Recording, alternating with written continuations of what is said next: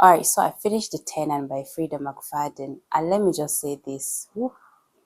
This book had me stressed from page 1. Frieda McFadden is the queen of pulling you in, keeping you suspicious of everybody, and then throwing you into complete chaos. And The Tenant is not different. I literally couldn't put it down, and at some point I was side-eyeing every single character. I was like, you're guilty. No, you're guilty. No, I think she's guilty. No, I think that one is guilty. And I think, yes, everybody is guilty.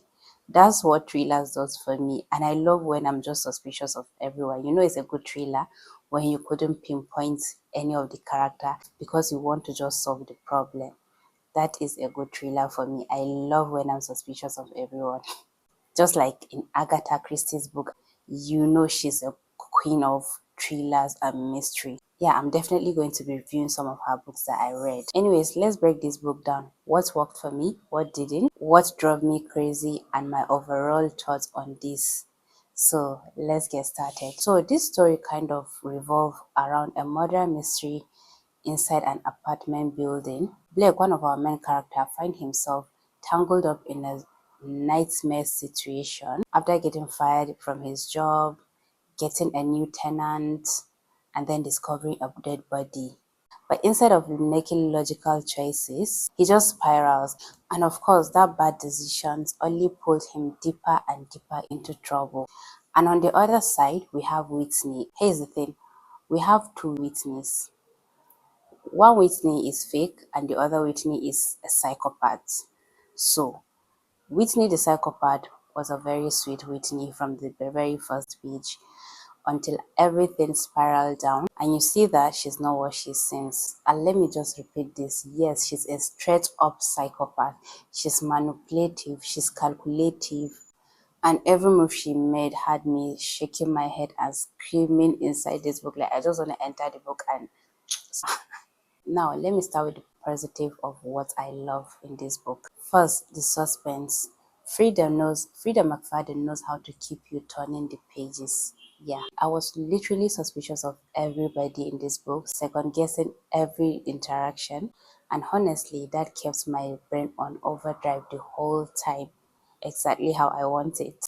Secondly, the twist. While I saw some of them coming, the way they unraveled still had me hooked. You know that balance of I guessed it but still enjoyed it? Yeah, that is such Frida trademark. Third, the addictiveness. Even while I was frustrated with the characters, which yeah, I will get to that in a second, I honestly couldn't stop breathing. And that's the magic of her writing. It is fast-paced, sharp, and binge-worthy. Okay, here's the thing. I'm not trying to sell Frida to you, but honestly, if you're still doubting on reading any of Frida's book, you should definitely give it a trial. And you see that most of her books are not all about hype. Now, let's talk about what didn't work for me, because I have few moments where I was like, really? Are you for real? Blake, oh my god, this man tested my patience in this book.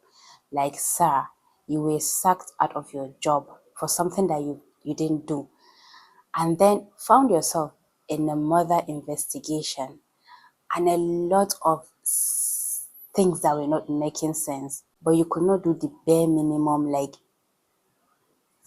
how do I put this thing to you? Like, instead of doing the logical thing, like calling the police or even getting a lawyer for yourself. Okay, I get that he think he was not making sense to himself, but calling the police, at least explaining it to the authorities, or even getting a lawyer to protect you and someone that will understand, or let's just say someone that will know what is going on. That's the logical thing to do, but instead, my guy completely unraveled. Honestly, it was really painful watching him suffer like that. Then we have Whitney. Oh my god. Hey, let me just say, hey. She was terrifying. And the fact that people in this book could not see how unhinged she was drove me insane. And let's not forget the IT guy who fell in love with her. Of all people, like, guy, you literally see what this woman is capable of. I think he was the only person that knows her in and out and what she's capable of, because he kind of helped her with some things. But then you couldn't see anyone to fall in love with except that psychopath.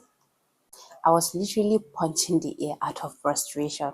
Okay, I tried to be like, okay, maybe he's just in love. It's the love that is winning. But oh my God, I just couldn't understand. This is something that I just couldn't wrap my head around. Like, how? How? Can you just make this make sense to me?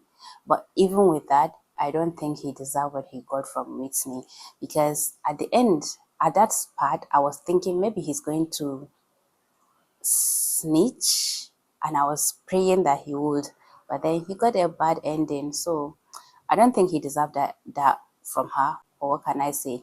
He got himself in that kind of situation. Finally, the ending.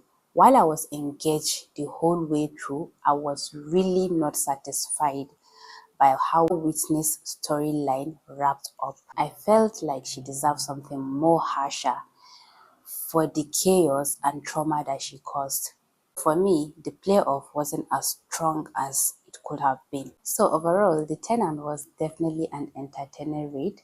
It kept me stressed, suspicious, and it gave me plenty of reason to yell at the fictional characters. Is it 100% perfect? No. Blake's decisions was beyond frustrating. Whitney deserved worse than she got, and there were definitely a lot of gaps that were not filled as usual. I honestly don't understand why most thrillers, not just thrillers, most book, name it dark romance, fantasy, historical drama, most of the time, I don't know why they give us this kind of ending that you still be questioning some things that were not filled up. I don't know if it's just me, but I always finish a book and think that, oh, there were some things that were not explained, there were some things that didn't make sense, but then they leave us to solve it in our head. So yeah, definitely there were a lot of gaps in this one too, but it was, don't get me wrong, it was really nice. I enjoyed this book and it was entertaining. And if you don't know, yeah, I know I just mentioned some genres.